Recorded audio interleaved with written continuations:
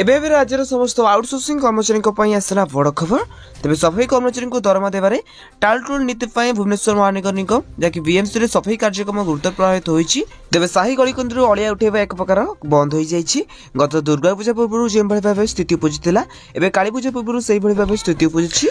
तेज मुंड उपर पूजा थी बेले अदाविधि मासिक दरमा न मिलू 20 वार्ड सफाई कर्मचारी मैंने आंदोलन को ओह्लाई काम बंद कर बीएमसी कार्यालय घेराव कर ठिका संस्था दरमा देवा प्रतिश्रुति पर सफाई कर्मचारी मैंने आंदोलन ओह्लाई किंतु आज दरमा न मिलने काली आवर्जना उठेबे ना तेज भुवनेश्वर महानगर निगम 67 वार्ड रास्ताघाट सफाई और घर को अलिया संग्रह दायित्व भिन्न भिन्न संस्था को दी जाए।